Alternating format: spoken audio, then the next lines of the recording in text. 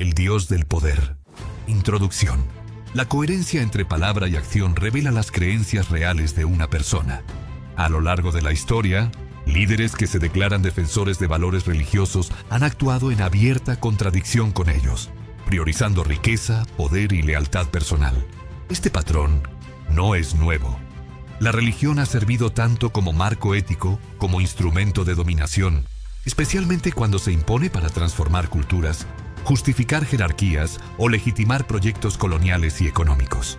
Marx analizó estas inversiones simbólicas mostrando cómo el capitalismo produce sus propios dioses, el mercado, el dinero y el capital, convertidos en poderes absolutos que subordinan la vida humana. Su crítica no se dirige a toda experiencia religiosa, sino a las religiones que encubren la opresión. Por ello, su pensamiento converge parcialmente con el cristianismo primitivo, que denunció la hipocresía y defendió a los excluidos.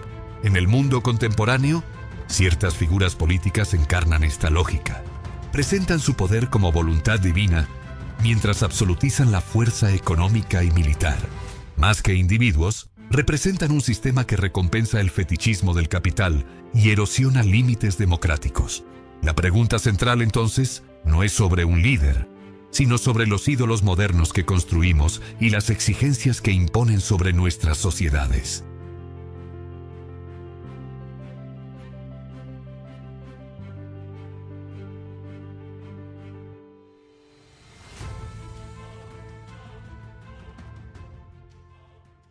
Se pueden inferir las creencias más profundas de una persona a partir de la coherencia entre lo que dice y lo que hace.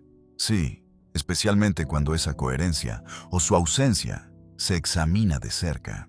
A lo largo de la historia, hemos visto figuras que profesan un marco moral mientras actúan en franca oposición a él.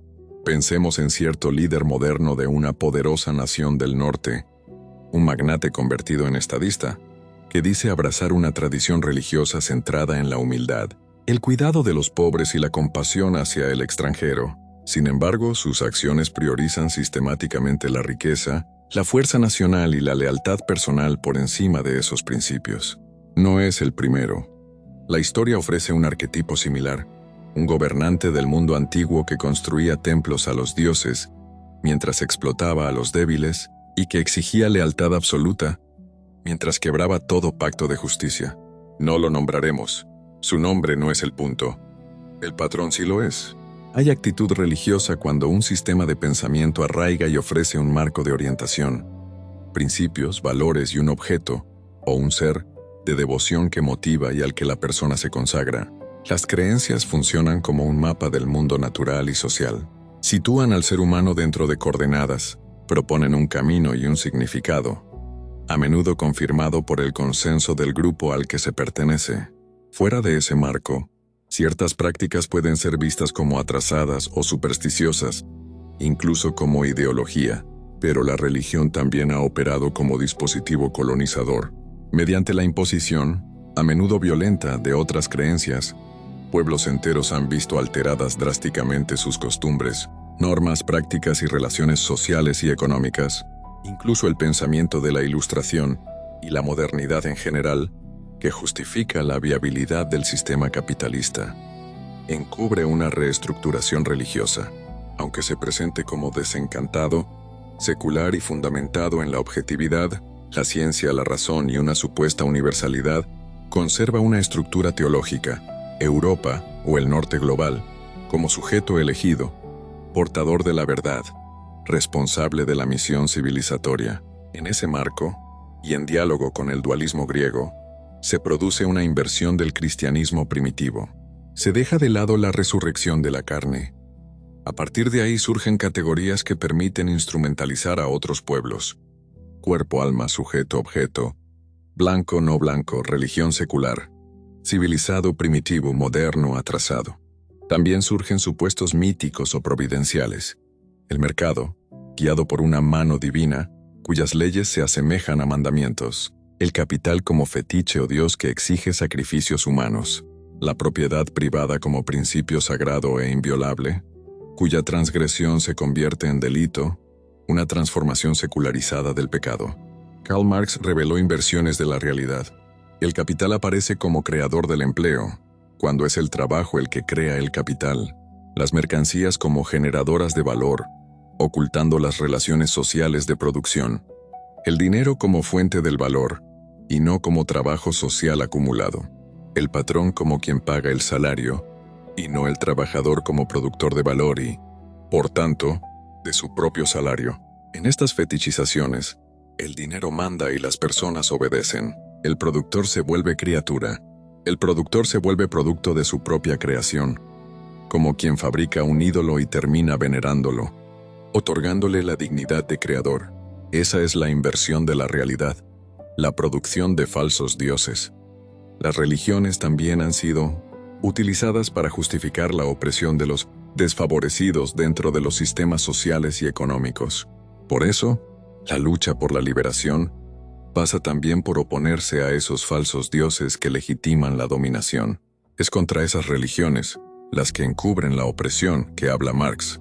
No generaliza, acota. Sus explicaciones se apoyan en referencias bíblicas, como señala Enrique Dussel, en las metáforas teológicas de Marx. En ese sentido, el supuesto ateísmo de Marx puede entenderse más como un dogma del marxismo-leninismo que como una lectura rigurosa de su obra, algo recuperado por el marxismo del siglo XXI desde América Latina. La obra filosófica de Marx contiene numerosas metáforas teológicas, incluso una teología metafórica implícita. Comprender plenamente su pensamiento requiere no solo herramientas de filosofía económica, sino también ciertos elementos de interpretación religiosa y teológica. No es casual que diversos representantes de la teología de la liberación hayan encontrado en Marx herramientas críticas para analizar la realidad contemporánea. A los defensores del capitalismo les resultó conveniente reducir su pensamiento a un simple ateísmo, descalificando así la crítica profunda que realiza al sistema económico moderno, un modo de producción éticamente irracional por la miseria que produce, la explotación del trabajo humano y la devastación de la naturaleza convertida en mero objeto de usufructo. Gran parte de esa acumulación se desplaza hoy hacia el capital financiero, traducida en deudas impagables para los países periféricos. Marx explica este fenómeno con imágenes teológicas particularmente poderosas. En los manuscritos de 1861-1863, describe al capital que rinde interés, compuesto como un moloch que exige al mundo entero como víctima ofrecida en sacrificio sobre sus altares. En los Grundrisse se afirma, el dinero, de su forma de siervo en la que aparece como simple medio de circulación, se convierte de pronto en el dios de la mercancía. La inversión simbólica es notable. En la carta de Pablo de Tarso a los filipenses, Cristo, siendo en forma de Dios, tomó forma de siervo.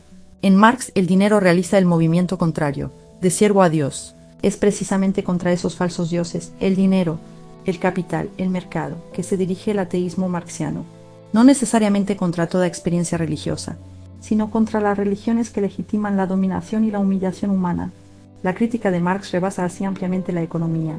Se convierte en una crítica de la idolatría moderna. La absolutización del mercado y del capital como poderes supremos, ante los cuales la vida humana queda subordinada. Hasta hoy, difícilmente se encuentra una crítica tan profunda del capitalismo como la elaborada por Marx y desarrollada por pensadores marxistas contemporáneos. En la introducción a la crítica de la filosofía del derecho de Hegel, Marx sostiene que la tarea de la filosofía es desenmascarar la aniquilación de la persona, humana en su aspecto profano. Luego afirma que la crítica de la religión culmina en la doctrina según la cual el ser humano es el ser supremo para el ser humano, y por tanto en el imperativo de transformar todas las relaciones donde el ser humano aparezca humillado, abandonado o despreciado.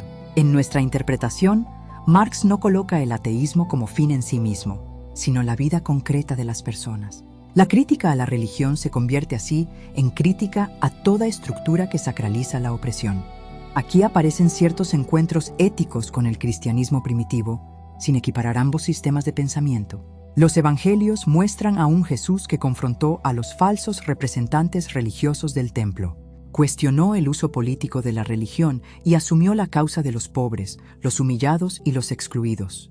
Desafió la hipocresía de ciertos escribas y fariseos, a quienes llamó sepulcros blanqueados. pureza exterior y corrupción interior. Rompió barreras étnicas y religiosas, alabó al buen samaritano y defendió al extranjero, al hambriento, al sediento, al desnudo y al despojado de dignidad.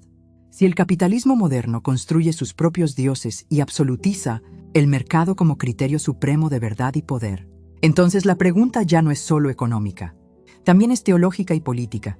¿Qué tipo de divinidad produce una civilización organizada alrededor del dinero y del capital? Esa pregunta es fundamental para entender a ciertas figuras políticas contemporáneas que hoy encarnan, quizá de forma extrema, la lógica del capital global. Retomando una intuición de Marx, el burgués termina construyendo un mundo a su imagen y semejanza. Apliquemos ahora esa lógica. Surge un líder de la nación más rica del norte, afirma públicamente ser cristiano. Sin embargo, sus discursos, gestos simbólicos y decisiones políticas plantean la pregunta: ¿qué imagen de Dios subyace realmente en su proyecto político? Se presenta como un sobreviviente por voluntad divina, el elegido, e incluso ha alimentado referencias a la idea de rey. Sus límites, según afirma, se reducen a su propia voluntad. El contraste con los evangelios cristianos es inevitable. Los evangelios muestran a un hombre que defendió a los pobres, a los desplazados y a los humillados, que cuestionó el uso religioso del poder y enfrentó la hipocresía de los sectores dominantes de su tiempo. Esta figura moderna, en cambio, aparece asociada a una lógica política donde el poder económico, militar y mediático tiende a absolutizarse. Esto se hizo especialmente visible durante un conflicto en Medio Oriente, impulsado junto a un aliado regional, bajo la narrativa de guerra preventiva, para salvar al mundo del terrorismo y las armas nucleares. La retórica escaló rápidamente hacia expresiones de humillación imperial y castigo colectivo. Amenazas como "toda una población morirá esta noche" o "los devolveremos a la edad de piedra" dejaron de lado los objetivos estrictamente militares y se acercaron a una lógica de devastación civilizatoria. Más allá del conflicto específico, lo relevante es la concepción del poder que revelan esos discursos. La política deja de ser un espacio racional de límites y negociación y se convierte en una afirmación absoluta de la voluntad del líder. El límite ya no es la ley, ni las instituciones, ni el derecho internacional, sino el propio yo. Aquí cobra sentido la reflexión de Franz Hinckel-Lammert en El humanismo de la praxis. Si el burgués se hace una imagen de Dios, entonces su Dios es como él, un déspota legítimo para quien el ser supremo no es el ser humano, sino el mercado, el dinero y el capital. Hinckel-Lammert añade: bajo ese imaginario capitalista, Dios es un burgués en su perfección. Esta frase es particularmente iluminadora para pensar el presente. En esta lógica, el poder económico termina proyectándose como poder sagrado. El mercado adquiere atributos absolutos, y la vida humana se subordina a las necesidades de acumulación y dominio. Así, esta figura aparece como una expresión extrema de un fetichismo político y económico que invierte los valores. La legalidad sustituida por la voluntad personal, la justicia por la fuerza, la protección del débil por la lógica del poder. No se trata únicamente de un liderazgo autoritario. Lo que emerge es una especie de religión secular del capitalismo contemporáneo, donde el éxito económico y la capacidad de destrucción se convierten en signos de legitimidad moral. La guerra misma termina subordinada a la dinámica de acumulación, contratos multimillonarios, reposición de inventarios militares, expansión del complejo industrial armamentista. Mientras tanto, los organismos internacionales se debilitan, los tratados y las constituciones pierden eficacia, y la política se desplaza hacia formas cada vez más personalistas. La racionalidad democrática cede ante liderazgos que apelan más a la prepotencia, al nacionalismo belicista y a la construcción mediática del enemigo, sustituyendo los límites institucionales. El capitalismo vuelve a ser Moloch, un sistema que exige sacrificios en el altar del mercado. Más que una economía, es una crisis civilizatoria donde el capital es lo sagrado. Es el líder moderno anónimo, con su recurrente desprecio por la vida humana y los límites institucionales. Se ha convertido hoy en una brújula para ciertas facciones políticas mucho más allá de sus propias fronteras, facciones dispuestas a reabrir heridas de violencia y abandonar la soberanía nacional, con la esperanza de recuperar el poder político que su propio pueblo les ha negado. Al final, la lógica es la misma. Una disposición a abrir la puerta a la violación de la soberanía nacional y de la dignidad humana a costa del sufrimiento de los pueblos. La pregunta que queda sobre la mesa no es sobre un solo líder, es sobre el sistema que produce y recompensa a tales figuras. Si volvemos al principio, la coherencia entre palabra y obra, entonces la tarea más profunda quizá no sea juzgar a ningún político en particular.